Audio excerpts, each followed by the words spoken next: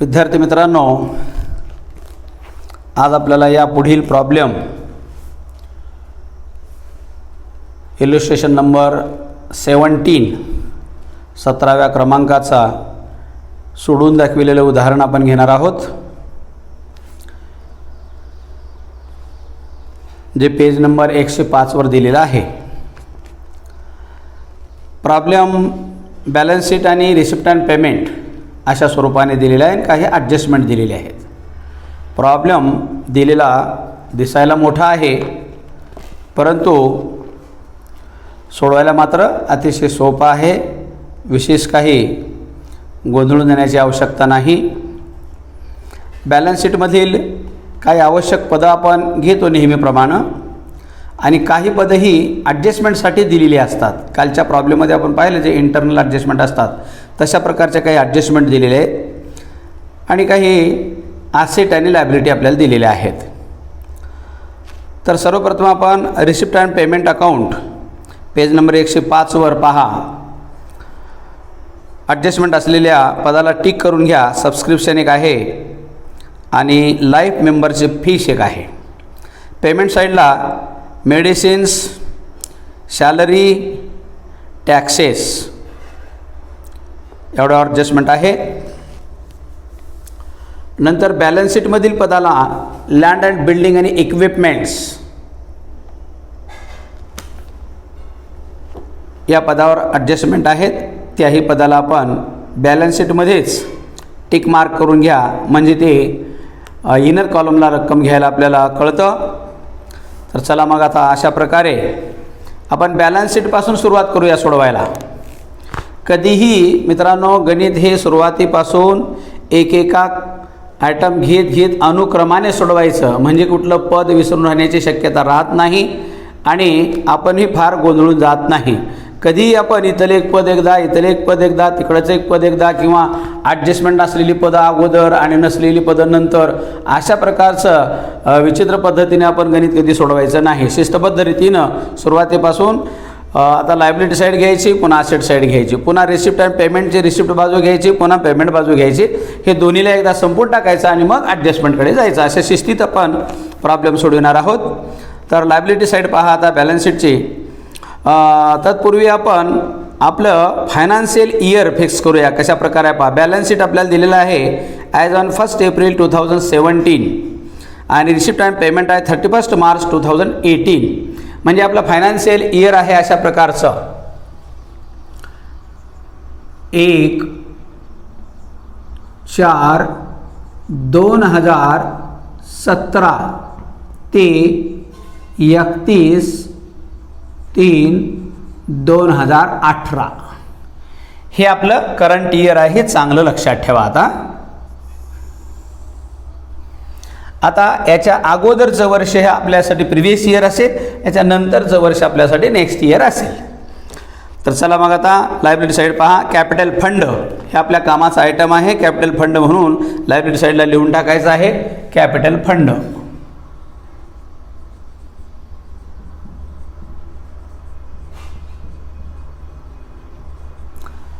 हे आहे 8,98,000. 8,98,500. नेक्स्ट आहे आउटस्टँडिंग सॅलरी 15,000. म्हणजे मागच्या वर्षी पगार हा 15 रुपये देणे राहिलेला होता, म्हणून तो लायबिलिटी साईडला लिहिलेला आहे. आता ज्यावेळेस चालू वर्षामध्ये सॅलरी आयटम येईल रिसिप्ट अँड पेमेंट अकाउंटमध्ये, त्यावेळेला याचा विचार आपल्याला करायचा आहे. ॲडजस्टमेंटसाठी दिलेले पद आहे.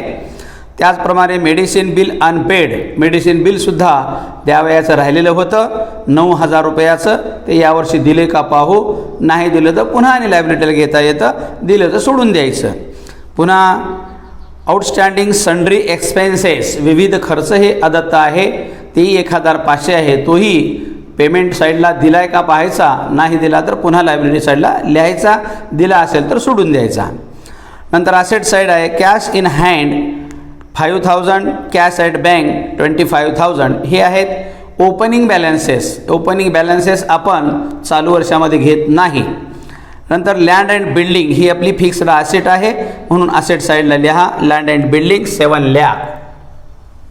वर कॅश आणि बँकेसाठी जागा सोडा आणि खाली लिहा लँड अँड बिल्डिंग 7 लाख.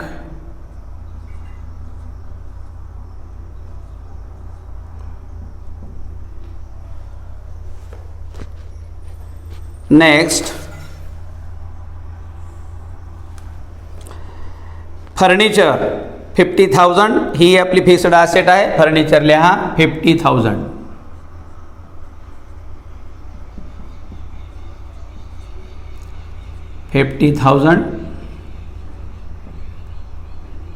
याला 2 ॲडजस्टमेंट आहे, थोडी जागा जास्त सोडा. नेक्स्ट आहे इक्विपमेंट्स 1,40,000 ही आपली फिक्स्ड ॲसेट आहे.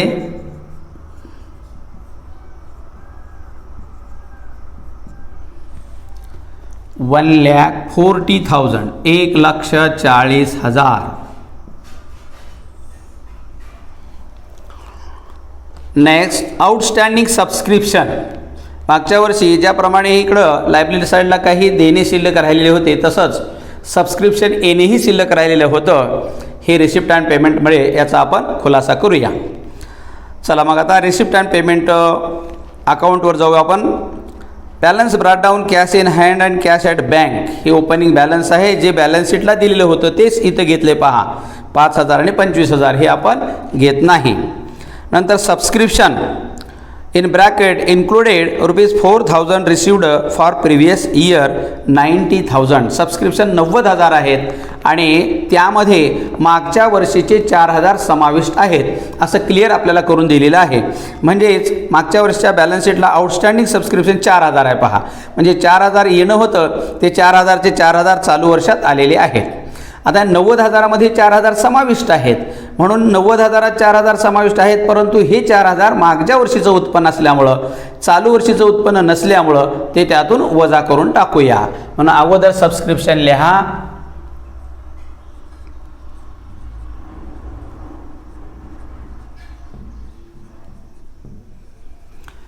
सबस्क्रिप्शन 90,000 हे 90,000 यामधून लेस करून टाका. लेस फॉर 2016-17 पहा, आपण 2017-18 मध्ये आहोत, म्हणजे आपल्यासाठी प्रिव्हियस इयर 2016-17 आहे. हे 4,000 यातून वजा करून टाकायचं.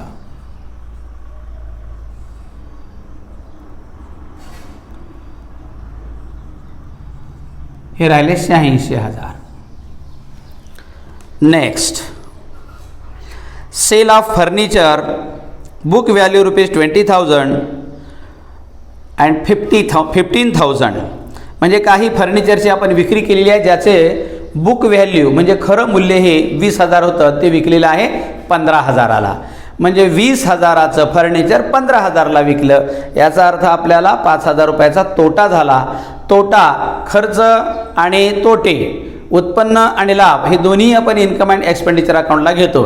खर्च आणि तोटे डेबिट साईडला घेतो आणि उत्पन्न आणि लाभ हे जे आहे ते इन्कम साईडला घेत असतो. म्हणून इथं झालेला तोटा आपण घेऊया to loss on sale of furniture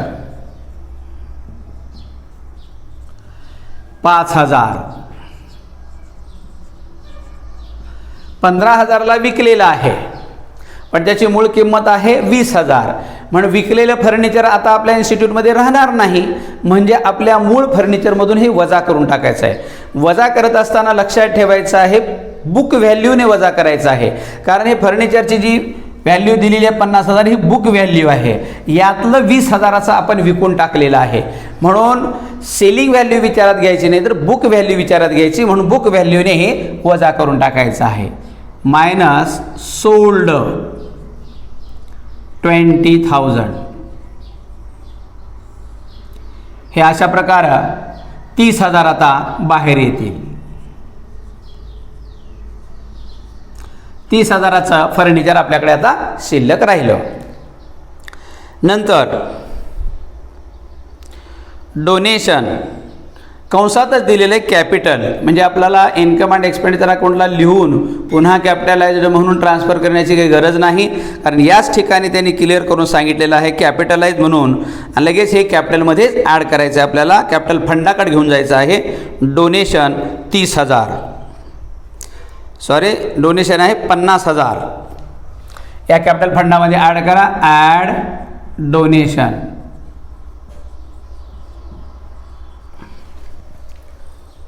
रुपये 50,000.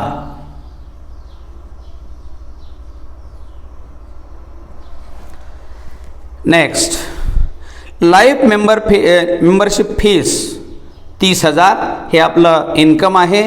इन्कम साईडला घेऊन टाका. बाय लाईफ मेंबरशिप फीस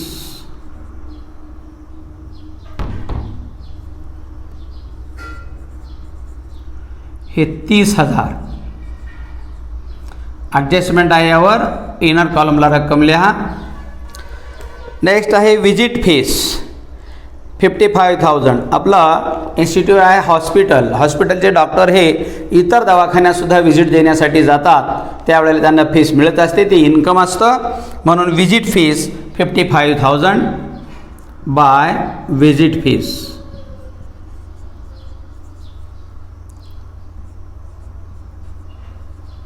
$55,000 याला भेट शुल्क म्हणतात. नंतर पेमेंट साईड पाहता. Medicines included of previous year bill ₹50,000. यावर्षी मेडिसिनचं बिल आपण 50,000 अदा केलेलं आहे, शोधन केलेलं आहे, देऊन टाकलेलं आहे. पण या 50,000मध्ये पाठीमागच्या वर्षाचं देखील बिल दिलेलं आहे. पाठीमागच्या वर्षाच्या बॅलन्स शीटच्या लायबिलिटी साईडला आपण पहा. मेडिसिन बिल अनपेड ₹9,000 आहे. मागच्या वर्षीचं 9,000 बिल देणं राहिलेलं होतं आणि ते हे 50,000मध्ये दिलेलं आहे असं ते सांगतात आपल्याला. आता 50,000 दिलेलं आहे, याचा अर्थ हे 50,000 यावर्षी दिलेत, पण यात 9,000 हे मागच्या वर्षीचा खर्चाचा समावेश आहे. म्हणून मागच्या वर्षीचा खर्च आपण चालू इन्कम अँड एक्सपेंडिचर अकाउंटला घेत नाही, तो काढून टाकायचा. लगेच 50,000 लिहायचे आणि मायनस करून टाकायचे फॉर प्रिव्हियस इयर म्हणून. म्हणून लिहा आता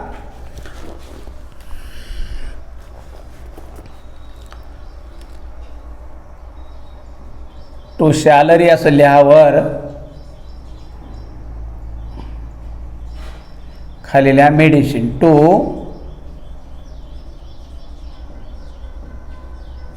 मेडिसिन 50,000 50,000. यातून मागच्या वर्षाचं वजा करून टाका. फॉर प्रिव्हियस इयर असं म्हटलं ते चालतं. Previous year 9,000. आणि आता चालू वर्षाचा मेडिसिनचा खर्च आहे एकूण 41,000. अशा प्रकारे आपल्याला बाहेर घेता येतं. नंतर परचेस ऑफ इक्विपमेंट्स 1,30,000. चालू वर्षामध्ये काही आपण उपकरणं दवाखान्यासाठी खरेदी केलेली आहेत, त्याचं मूल्य आहे 1,30,000. ह्या पूर्वीच्या इक्विपमेंटच्या मूल्यामध्ये त्याला ॲड करा. ॲड परचेसेस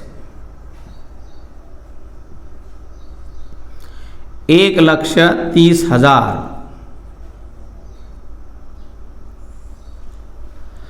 आता पहा हे 2,70,000. एकूण आपल्या दवाखान्यात आता उपकरणाचं मूल्य आहे 2,70,000. नेक्स्ट आहे सॅलरीज इन्क्लुजिंग ऑफ प्रिव्हियस इयर ₹52,000. 52,000 रुपये आपण वेतनावर कर्मचाऱ्याचा खर्च केलेला आहे. परंतु या 52,000मध्ये मागच्या वर्षाची जे काही देणी राहिलेली होती सॅलरी तीही समाविष्ट आहे असं सांगतात ते. म्हणजे मागच्या वर्षीच्या बॅलन्स शीटच्या लायबिलिटी साईडला पहा आणि आउटस्टँडिंग सॅलरी ₹15,000 15,000 आहे. हे 15,000 देखील या 52,000मध्ये समाविष्ट आहेत. म्हणजे या वर्षाचा 52,000 पूर्ण सॅलरीवर झालेला खर्च नाही, त्यात मागच्या वर्षीचे 15,000 समाविष्ट आहेत, ते काढून टाकल्यावर मग खरे आपल्याला सॅलरीचे आणि खर्च आपल्याला मिळणार आहे. तर ते सॅलरी लिहा. तो सॅलरी ₹52,000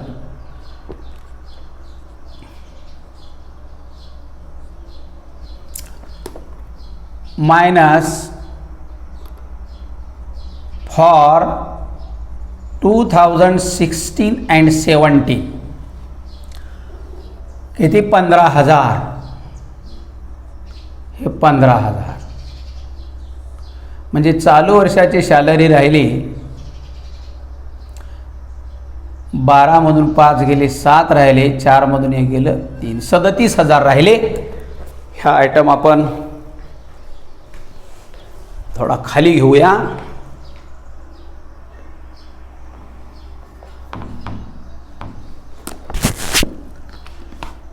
टू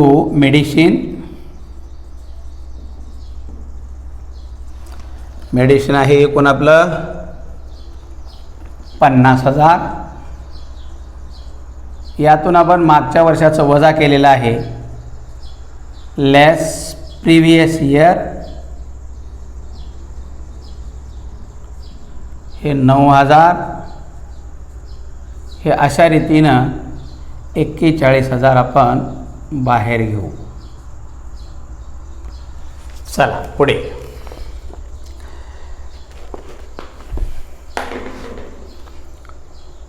सॅलरी झालेला आहे टॅक्सेस ₹7,200. हे एक्सपेंडिचर आहे आपलं, म्हणून त्याला to taxes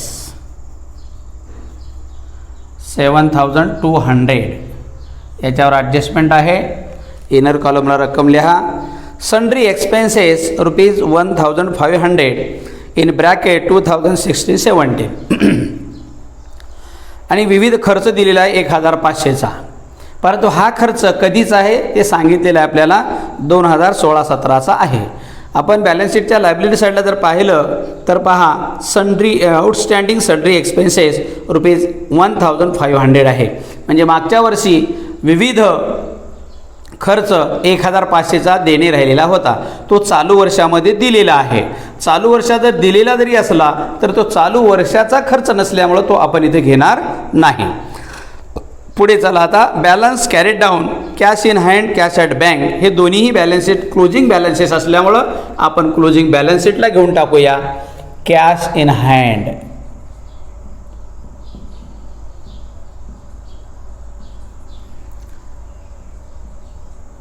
cash at bank.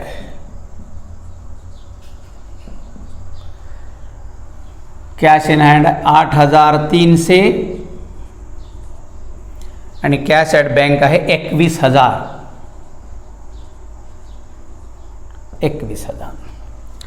अशा प्रकारे आपलं रिसिप्ट अँड पेमेंट अकाउंटचे आयटम नोंदविणे झालेलं आहे.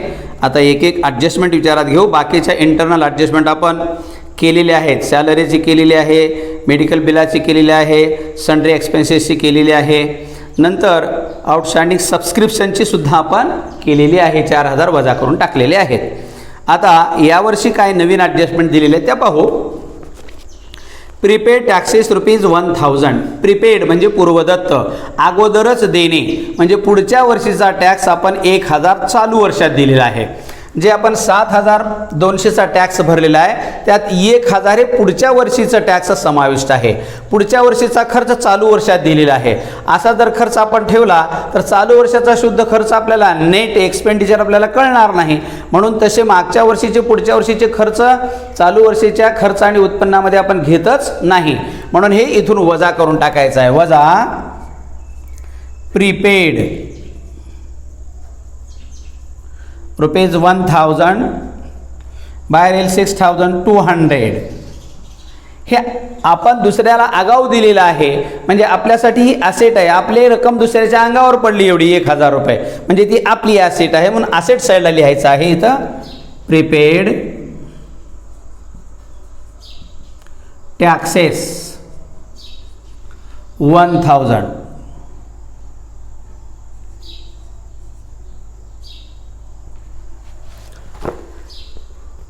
नेक्स्ट ॲडजस्टमेंट आहे आउटस्टँडिंग सॅलरी ₹8,000. चालू वर्षाचा पगार ₹8,000 देणे आहे, म्हणून सॅलरीमध्ये ॲड करा आणि लायबिलिटी साईडला ठेवा. दोन इफेक्ट याचे, प्लस आउटस्टँडिंग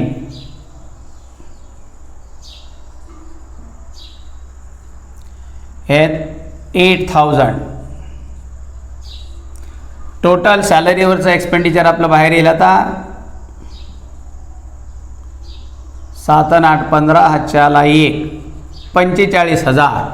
हे आपली लायबिलिटी असल्यामुळे लायबिलिटी साईडला लिहा outstanding salary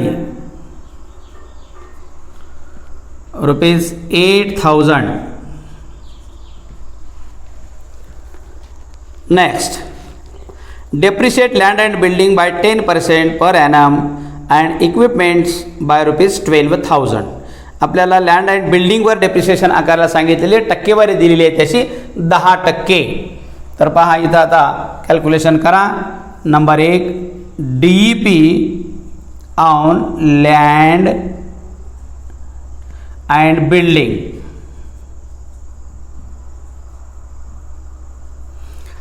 $7 lakh into 10 divided by 100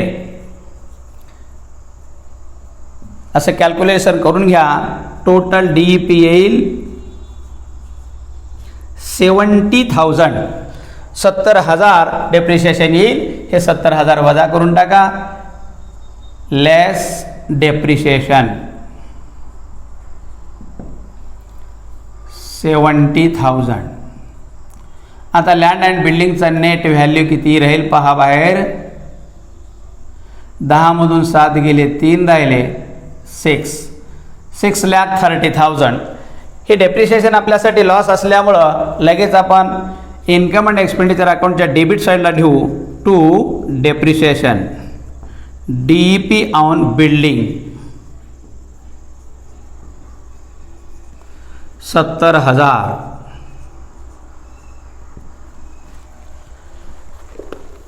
next, इक्विपमेंटवर आपल्याला रक्कम काढूनच दिलेली आहे डेप्रिशिएशनची, ती आहे 12,000. 12,000 यातून वजा करा. DEP हे 12,000. आता आपल्याला इक्विपमेंटचं नेट व्हॅल्यू बाहेर येईल. 10 मधून 2 गेले, 8 राहिले, इथं राहिले 6, 6 मधून 1 गेलं, 5 राहिले आणि इथं राहिले 2. 2,58,000 आपल्या इक्विपमेंटचं मूल्य राहिलं. पुन्हा हे डेप्रिशिएशन इकडं डेबिट साईडला घ्या. टू DEP ऑन इक्विपमेंट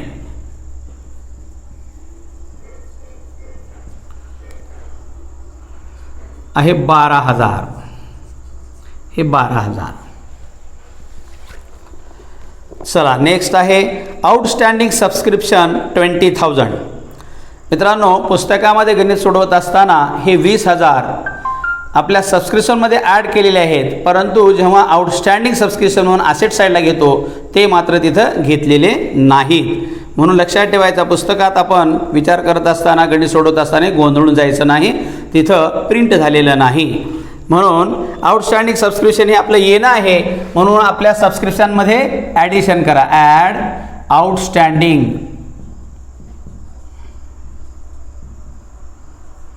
हे आहे 20,000. एकूण सबस्क्रिप्शन आपलं किती येतं बघा आता, 606 आणि 8 आणि 2 10, 1,06,000. आता असेट साईडला घेऊन टाका आउटस्टँडिंग सबस्क्रिप्शन.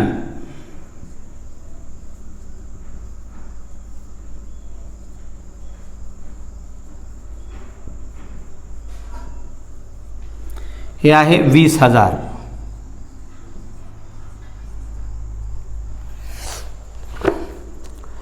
चला next, 50% of life membership should be capitalised. Life membership fees जी आहे ती 50% भांडवलीकरण करा, कॅपिटल फंडामध्ये ट्रान्सफर करा म्हणतात. म्हणजे 50% रेव्हेन्यू समजायचं आहे आणि 50% कॅपिटल समजायचं आहे. तर येथून वजा करा हे मायनस कॅपिटलाइज्ड 30,000च्या 50% म्हणजे 15,000. 15,000 रेव्हेन्यू म्हणून राहतील. 15,000 कॅपिटलमध्ये ॲड करू. इकडे ॲड लाईफ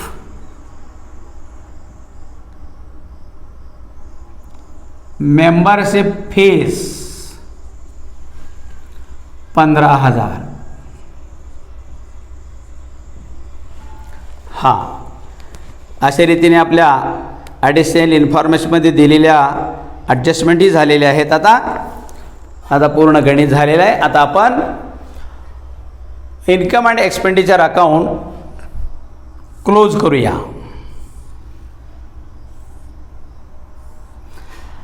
त्या अगोदर आपण थोडं ओव्हरलुक करा डेबिट साईडच्या रकमावर आणि क्रेडिट साईडच्या रकमावर. डेबिट साईडच्या रकमा पहा 4 आणि 4 8 आणि 7 15, म्हणजे डेबिट साईडची रक्कम जास्त येणार आहे. इकडे 1 लाख दिसतात, इकडे 1.5 लाखाची बेरीज व्हायली आहे. 0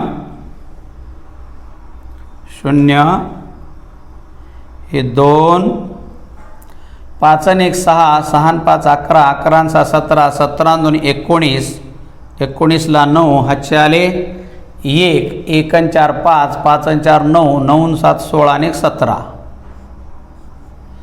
1,79,200 1,79,200 हे आपलं एक्सपेंडिचर आलेलं आहे. इन्कम कमी पडणार आहे. इन्कमची बेरीज अगोदर करून घ्या. आपण रफमध्ये किती होतात पहा. इथं 0 0 0 5 आणि 6 11 11 आणि 5 16ला 6 हातच्या आला 1 1 आणि 1 2 आणि 5 7 आणि हे 1,76,000 आणि 1,79,200 1,79,200 अशा प्रकारे हे एक्सपेंडिचर झालं, हे इन्कम झालं. म्हणजे आपला तोटा होत आहे, तूट येत आहे. आपल्याला किती तूट येते? 9 मधून 6 गेले 3 राहिले 7 7 गेले 0 0 3,200 ही आपलं डेफिसिट आलेला आहे, तूट आलेली आहे. अर्थात आपलं एक्सपेंडिचर हे इन्कमपेक्षा जास्त आहे. म्हणून या ठिकाणी लिहायचं बाय डेफिसिट. यालाच आपण एक्सिस ऑफ एक्सपेंडिचर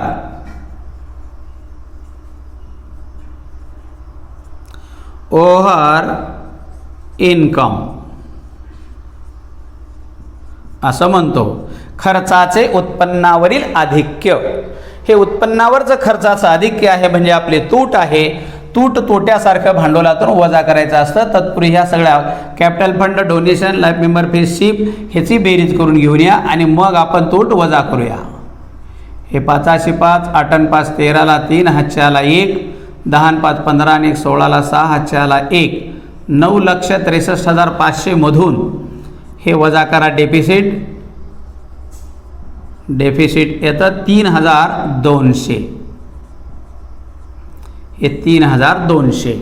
आता चालू वर्षाचं नेट कॅपिटल फंड किती येतं पहा. 5 मधून 2 गेले 3 राहिले 3 3 गेले 0 6 9,60,300 हे कॅपिटल फंड आलेलं आहे आपलं.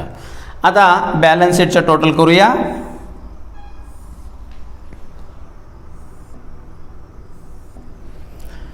बॅलन्स शीटचं टोटल 0 0 3 हे 8 हे 6 आणि 9 9,68,300 9,68,300. आता असेट साईडची बेरीज करा. 0 हे 0